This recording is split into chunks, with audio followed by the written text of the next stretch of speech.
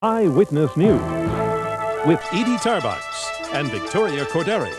Bill Evans with the exclusive AccuWeather forecast and the Eyewitness News team. Now, Eyewitness News. Good afternoon, I'm Edie Tarbox. And I'm Victoria Corderi. Police say a frightening plot of destruction that would have taken lives and crippled the metro area has been uncovered and undermined.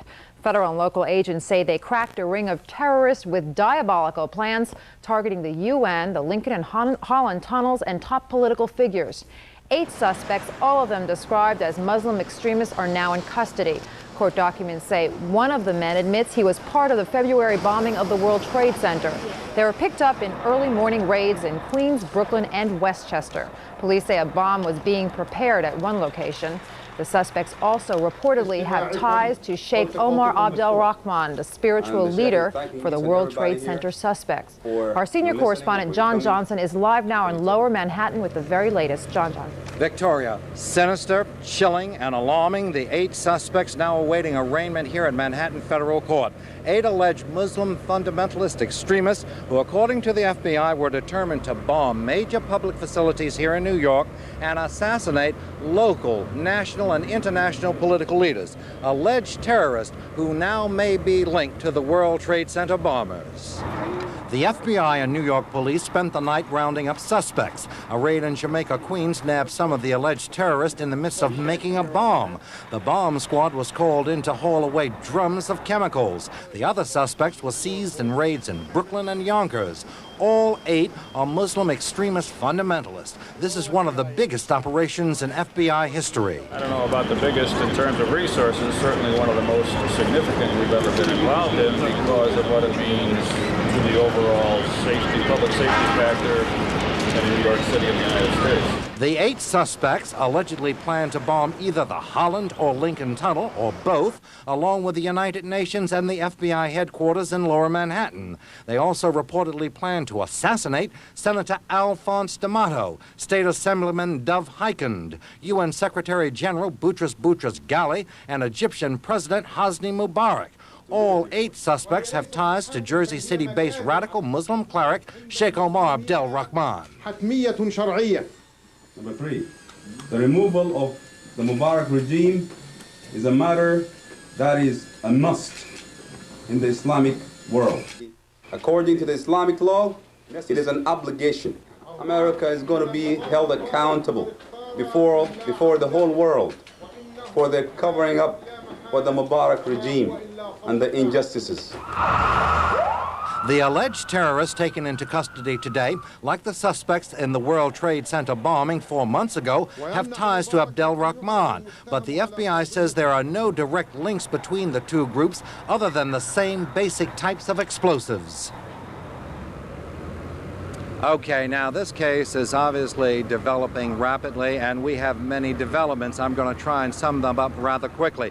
First of all, in the federal complaint that will be read here at the arraignment, we'll find out in that complaint, Eyewitness News has learned that authorities have an informant inside. That informant was able to name 7 of these 8 suspects. Not only that, the informant was involved at a May 7th meeting where evidently this group actually talked about and planned the car bombing of the United Nations. It was also at that May 7th meeting, according to our sources, that many of these people, or at least 1 or 2 of them, admitted complicity in the World Trade Center bombing. We're going to have a lot more on this on Eyewitness News 5, 6, and 11 and throughout the day. Reporting live from 40 Center Street in Manhattan, I'm John Johnson, Channel 7 Eyewitness News.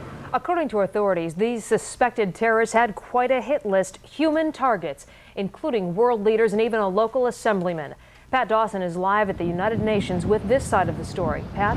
Edie, the threat of violence is a fact of life for prominent figures in the Middle East, especially political figures.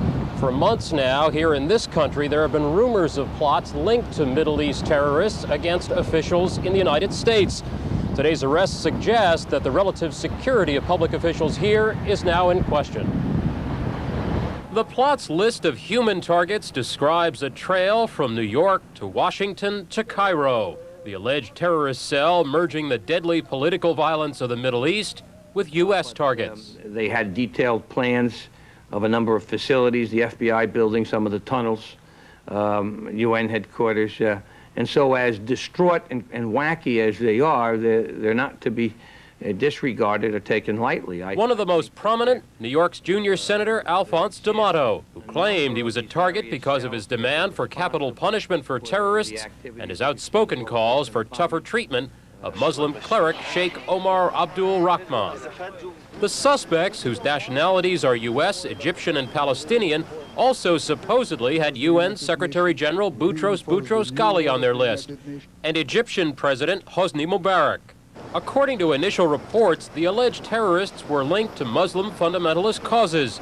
It was a Muslim fundamentalist group that claimed credit for assassinating the former president of Egypt, Anwar Sadat, in 1981. But the plotters' list allegedly included some less prominent targets, like Brooklyn Assemblyman Dov Hikind, who said he had received telephone death threats and had been receiving special police protection. I also found out at that time that there was a target bigger than the World Trade Center. That's what I was told by a federal authority, that there were major targets that would make the World Trade Center look like nothing. There are no apparent changes in the security here at the United Nations, at least nothing that is readily visible, but it's probably a safe bet that they have enhanced security since this building was on the target, as well as the UN Secretary General. Pat Dawson, Channel 7, Eyewitness News. Well, this terrorist plot is sending a shockwave through Washington. The investigation is called one of the most important of the century and may have saved the lives of several world and national leaders, as we've said. Andy Field joins us live from Washington now with more. Andy? Well, Edie and Victoria, the FBI has been trying to get good sources inside these terrorist groups for years. Now the agency says all that hard work is finally paying off. First with the World Trade Center and now with today's arrest. Eyewitness News caught up with the FBI Director William Sessions early this morning to find out if the danger is really over. Have you gotten all the people involved in this now in New York? We can't tell, but of course we do have the 8 who will be arraigned sometime later today, probably around noon or 12:30 up in New York. And we'll continue our investigation. How significant is this? I think it's extremely significant in the confidence of the American people that the FBI and the police, the Metropolitan Police Department in New York under Commissioner Kelly, were able to handle a terrorist circumstance without it happening. There's been no reaction directly from President Clinton yet. His press spokesman said that the president knew about these arrests well in advance of this. He was briefed on this yesterday. We may get some reaction from him later today, and as well as the State Department. But if this is indeed related to some state-sponsored terrorism, there is a possibility of some retaliation from the United States. We're live at the White House. Andy Field, Channel 7 Eyewitness News. And the men arrested allegedly hatched their plot of destruction in a quiet residential neighborhood in Queens. Residents there report suspicious goings-on leading up to today's arrests. J.D. Dapper has more now live from Jamaica Queens. J.D. Well, Victoria, the suspicion here stems from the fact that the people in this neighborhood saw very little actually happen behind this gate over the past few months, and it's hard for them to believe that what they knew as a soda distributorship was apparently ground zero for terrorism. Behind a graffiti-scarred steel door, sources say the seeds of destruction were being sown. The garage had been some sort of soda distributorship until 2 months ago, when everything changed. The place grew virtually silent, save for the infrequent comings and goings of a few people and their brand new blue van. I thought it was, they have like a soda and beer business there. It used to be. Oh, but after that, for a long time, I didn't see it open. When they opened, it was like open a little on the gate and they were closed right away. No one on this block says they ever saw what was going on inside, but Maria Rodriguez, who lives directly across the street, remembers the day the new tenants moved in, taking in 2 yellow drums on a handcart. The first time the people move, come for 2 drum jello, and the little car in the hand. And they took them inside? Yeah. Around the corner where the neighborhood gathered to talk this morning, the gated side entrance was locked. And just over the fence, Vera Barrett and her kids stared across a yard in disbelief. We're living right here. You're surprised, right? I don't know about it, believe me. But you never saw any trucks coming and going or any people going in that door or anything? No. Not since the soda people Yeah, left. since the soda, I never see the door open since then. After 37 years on the block, Bonnie Curry had to get a few pictures, especially after she joked to her husband this morning about how close the alleged bomb factory might actually be. I can't believe this. You know, I told my husband this morning when we heard it on the radio, I said, oh, it's probably next door. No, it's across the street. Now, the first clue that most of these people had that something was up was when the FBI descended on this street and on this small steel door and began unloading things. That happened overnight. They worked throughout the early morning hours, unloading all kinds of things from inside, presumed to be some of that bomb-making equipment.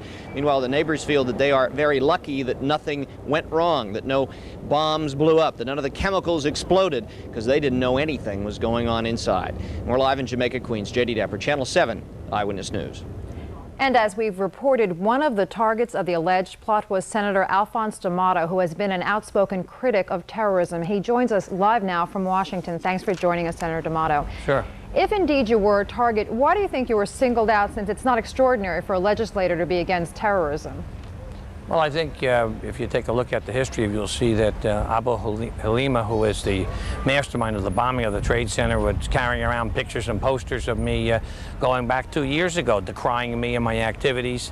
And so I wasn't surprised when the FBI informed me, when Judge Sessions had them inform me May 1st, that I was a potential target of some of these terrorists. And I had strong suspicions that it would come from Sheikh Rahman and or his followers, and I think in the fullness of time you'll find that to be the case. But it's not going to deter me. The Sheikh should be incarcerated and deported. He came in here illegally. We've got to be tougher with terrorists. You cannot allow them to blow up places and just... Senator DAmato, since you were told that you were a target, you've been living with that for these weeks, which must have been terrifying for you. Are you feeling a sense of relief from the arrest? And did you know that they were coming, that they were imminent? I didn't know they were imminent, but I was assured by the FBI that they thought they had a good handle on this situation, and they did a great job. They were absolutely outstanding. And I certainly feel a sense of gratitude, and I think that you're going to see more of these kinds of things, unfortunately, against other people and other targets, because this is a new form of warfare. It's state-sponsored terrorism. Were you apprised of the investigation as it was ongoing, or did you just find out about this? Oh, no, I was apprised that there was an ongoing investigation, and that the FBI was doing all that it could to monitor this situation. And as I said, when they called this morning at 5 o'clock, certainly there was a sense of relief. They did a great job. But there are other people who I think you're going to find will be targeted in other installations, and so we're going to have to be vigilant. We're going to have to take proper precautions, and we need a death penalty for terrorists. Thank you so much, Senator DAmato. This story is certainly ongoing. Edie. Well, let's recap the developing story for you. 8 men are under arrest in connection with the terrorist plot for destruction in New York. On their alleged hit list, the UN, a Hudson River tunnel, and the assassination of top political figures. The suspects were arrested in raids in Brooklyn, Queens, and Yonkers. Police say a bomb was being made at one of the locations. All are also said to be the followers of Sheikh Omar Abdel Rahman, the Muslim spiritual leader. He was the leader of the World Trade Center suspects. Authorities say one of the suspects has admitted a link to that World Trade Center bombing. 6 men charged in the Trade Center case are scheduled to stand trial in September. And it's certainly a busy news day. There's plenty of other stories to cover today. Joey Buttafuoco, he's back in court, but this morning's appearance has nothing to do with the Amy Fisher scandal. We'll tell you what it is about. A live report next. On Capitol Hill, they're talking taxes this morning. The Senate debate reaches a fever pitch. We'll have the latest. And the king of rock and roll is in the center of a new mystery this morning. What really killed Elvis Presley? Details when Eyewitness News comes back. You can do anything.